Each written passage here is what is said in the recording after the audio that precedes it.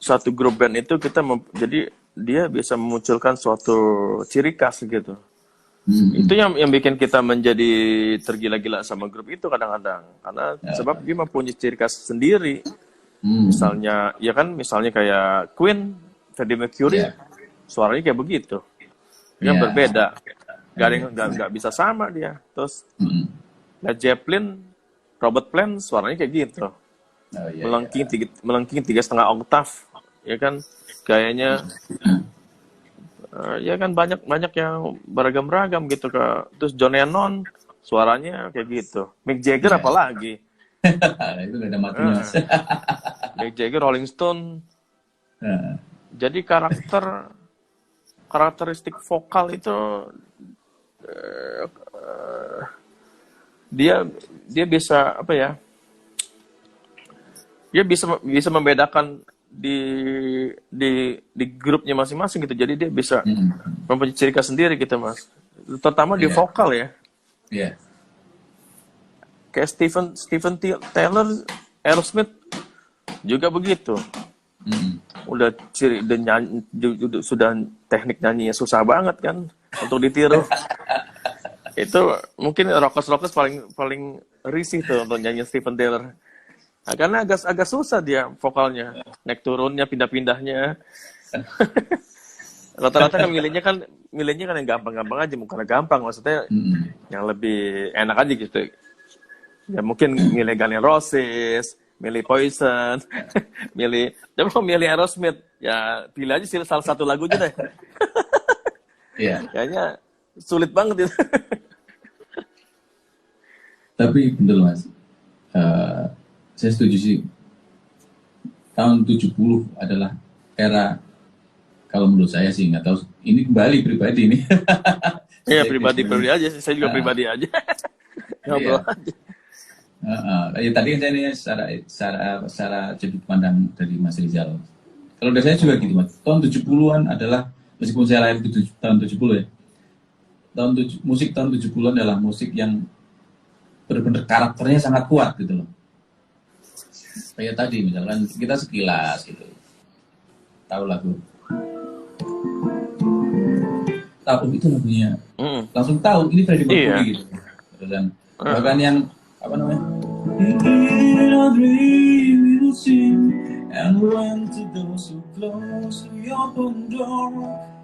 itu pun sangat kuat sih, Manfred Mann ya, ataupun yang progresif ya,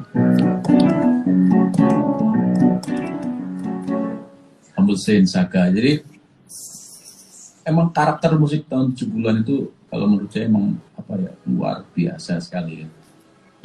Mulai ke 80 itu mulai berasa hard rocknya agak berbeda gitu ya. Maksudnya sentuhan-sentuhan seperti 70-nya, sound-soundnya udah mulai ini ya, ke 80 itu udah agak berbeda lagi di sini. Itu 90 era-eranya Guns N' Roses itu ya. 90 eranya saya juga berarti. Oh kasih. Tapi benar kalau 70 memang luar biasa. Terus ciri khas alat-alatnya juga, suaranya mereka bisa menciptakan suara tersendiri ya. Kayak Brian May, gitarnya Brian May menciptakan suara sendiri untuk Queen. Suara gitar, suara sound gitarnya ya kan. Jadi itu sampai sound yang diciptakan dijadiin merek gitu ya, Mas ya. Iya. Merek merek gitar ya. Iya. Mungkin kayak ini, Mas.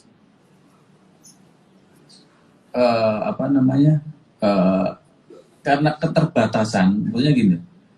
Mungkin waktu itu kan teknologi belum kayak sekarang ya. Kalau kayak sekarang kan kita mau sound apa aja kan bisa gitu. Kadang-kadang pemain keyboard pun bisa main gitar gitu. Justru karena keterbatasan itu mereka berpikir gimana caranya itu sound menjadi lebih aneh, lebih unik gitu kali ya. Iya. Sembari saya menyapa nih, Mas. Ada Cahya, penyimak meskipun agak terlambat. Wah, terlambat push up ya. Push up ya. Kayak game 70-an musiknya tenanan dan menjiwai mungkin Pak makanya hasilnya maksimal dari segi sound, karakter musik dan lirik. Ya, diantaranya seperti itu. Hakim, Hakim semangat banget nih. Semangat metal. Iya, kayak gitulah. Emang betul 7 bulan emang tenanan, itu bahasa Jawanya kan beneran menjiwai itu pasti. Ya sebenarnya bermusik ya kalau sampai sekarang pun seperti itu. Yang tadi saya tekankan adalah karakternya kan yang dibangun oleh mereka tuh kuat. Itu tadi yang karena keterbatasan juga bisa juga gitu loh. Bisa, iya. Keterbatasan membuat kita menjadi wah brilian gitu kan. Kadang-kadang seperti itu gitu. Kayak bikin film juga kan karena keterbatasan juga, kadang-kadang bisa jadi brilian juga. Kayak bahan baku film kan terbatas misalnya. Dengan nggak bisa terlalu banyak take gitu, maksudnya harus one take atau take 2 atau take 3 paling banyak, karena kan keterbatasan bahan baku. Iya. Sebab kan kalau dia syuting zaman dulu kan masih pakai film, dia harus cuci cetak dulu, baru bisa dilihat raskopinya. Kalau dilihat raskopinya hasilnya jelek, masa dia harus syuting ulang gitu kan? Kan udah nggak mungkin gitu kan, masa dia harus balik lagi ke lokasi yang itu, kecuali syutingnya masih ada, ya nggak? Syuting masih berlangsung, dia sudah cuci cetak di laparoskopinya, mungkin dia bisa retake. Tapi kalau misal syuting udah selesai, bagaimana? Beda sama zaman sekarang kan memang digital ya, semua serba gampang, jadi materi bisa di-shoot berkali-kali dengan materi digital, gampang aja, bisa dihapus, bisa syuting lagi langsung. Kalau film, bahan baku film, dia mesti proses lab dulu, cuci cetak, lalu lihat teleskopinya, lihat hasilnya. Jangankan lihat hasil adegannya, mungkin juga ada lihat teknisnya, baret lah filmnya, atau overexpose lah, atau under lah. Kalau digital kan nggak mungkin baret gitu kan, dia bisa aja masalah warna gampang di grading kalau memang ya karena keterbatasan semua. Mungkin di musik juga gitu ya. Dan memang keinginan untuk membentuk karakter-karakter di grup band zaman dulu memang lebih tinggi ya, Mas. Nggak mau sama mereka tuh. Berusaha berbeda mungkin, kayak Rolling Stone, Led Zeppelin, Queen, Pink Floyd, ya kan? Pink Floyd ya. Jimi Hendrix. Iya sih, ya mereka punya, kenapa bisa kuat gitu, masing-masing menonjol dengan karakternya masing-masing. Iya. Ya itu yang benar-benar real star ya, seperti itu, ketika mereka bisa menemukan jati dirinya dengan proses yang dia bangun gitu kan. Ya mungkin kan itu nggak mudah kan perjuangannya, apalagi zaman dulu Mas gitu loh, tahun 70-an. Saya rekaman tahun 90 aja pakai analog gitu kan. Mas Il kan ngerasain ngedit pakai analog kan. Iya. Beneran kan. Iya.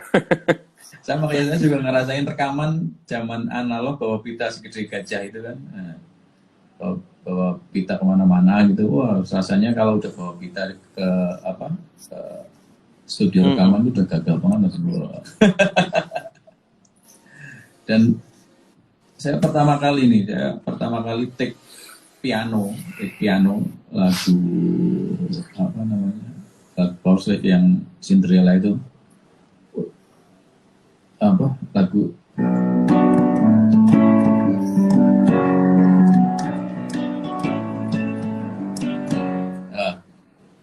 sampai udah enak nih satu, udah itu nyambung jalan susah banget kan, udah gitu pas di solo kedengeran klotak, apaan ya, klotak, ternyata pedalnya bunyi klotak, mana ini lagi nih ya. Udah triknya susah itu analog seperti itu. Kalau sekarang kan udah digital, pakai virtual, soundnya apa aja tinggal milih gitu kan, bisa kan gitu. udah gitu loh, udah wah, udah keringetan gitu. Padahal AC, apa di studio AC-nya dingin kan, keringetan lagi. Iya. Pulang lagi kayak gitu. Apalagi apa namanya? Apalagi vokal. Aduh. Saya kalau nungguin take vokal itu zamannya analog itu paling deg-degan itu. Pas nyambungnya, kalau misalkan mau nyambung dari wah bisa itu bahaya banget itu. kalau salah depannya udah bagus kapus. Aduh. Itu. Kalau zaman sekarang kalau diambil sekarang wah tinggal digeser aja mah bisa. Zaman analog tuh ya. Benar. Tuh, teman-teman yang belum rekaman zaman analog ngerasain tuh. Rasain. Gimana tahun 70-an kan? Mas Ilham juga ngerasain ya Mas, ngedit apa namanya digunting gitu. Saya nggak bisa kebayangin loh tuh ngedit film digunting. Sesuai dengan gambarnya tuh gambar gunting kan? Namanya splicer dia. Splicer tuh alatnya, waduh, kayak apa ya? Buat motong terus disambung pakai selotip, lalu di playback di mesin editing kayak mesin jahit gitu. Nah sekarang kalau ngeditnya salah gitu, motongnya salah gitu kan? Ya makanya editor film yang pakai celluloid itu kan dia mesti apa ya? Mesti sering-sering ngelihat shot-shotnya sebelum dia melakukan pemotongan. Sebab kalau salah potong nanti akan banyak selotip, Mas. Kebanyakan selotip, salah motong, dibalikin lagi frame-nya, lalu ditandain lagi pakai pensil, potong lagi, sambung lagi. Nanti selotip terlalu banyak. Jadi benar-benar dipikirin benar di playback. Kan ada sifatnya assembling. Assembling itu shot-shot yang sudah dipilih, yang oke-oke, kita sambung dulu, tapi sambungnya hanya sambung utuh-utuh tuh. Shot 1, shot 2, shot 3, disambung aja. Sambung, kita nonton terus di playback. Belum menyambung secara aksi reaksi, belum, masih utuh-utuh. Satu shot, tapi disambung pakai selotip. Nonton. Di mesin editing. Baru tanda-tandain pakai pensil. Harus motong di sini, tandain. Potong, mulai tuh melakukan editing. Makanya detail banget. Makanya kalau kita perhatiin film-film zaman dulu kok mereka jago-jago banget ya ngeditnya. Jago-jago banget bener asli itu film-film Hollywood, film Amerika ya, film-filman aja lah. Indonesia juga. Editornya kan jago-jago semua tuh. Zamannya Mas Norman Benny, ya kan? Mas Karsono Hadi, Mas Arturo GP. Itu kan Josh Kamarula tuh jago-jago semua tuh. Senior editing yang menguasai banget. Iya. Bisa nyambung aksi reaksi aja deh, ngobrol. Tadi kan ngobrol di meja makan, atau ngobrol sambil bagaimana? Maju ngobrol di meja makan deh. Ada 5 keluarga ngobrol di meja makan sambil makan ngobrol. Terus ngeditnya pakai celluloid, pakai film. Bayangin aja tuh ngeditnya kayak apa. Susah kan? Iya. Nah terus sebab takutnya salah motong gitu loh. Nah, betul. Rusak iya. Kalau udah shot udah terlalu banyak selotip udah rusak, dia harus cetak lagi, Mas. Harus cetak lagi satu shot itu ke lab, minta cetakin lagi sebab materi yang buat ngedit itu udah rusak. Iya. udah baret-baret. Udah banyak. Aduh, nggak berasa ya Mas. Udah mau 1 jam nih Mas. Ternyata obrolan kita yang asik ini sudah mendekati, udah mau. Ini saya sapa dulu lagi nih. Oh, Dayanto dari Singkawang. Oh, Titi, penyanyi kita nih. Ari Gunawan. Ya, mudah-mudahan kita bisa ngobrol lagi Mas ya. Bisa besok lagi sebelum Lebaran.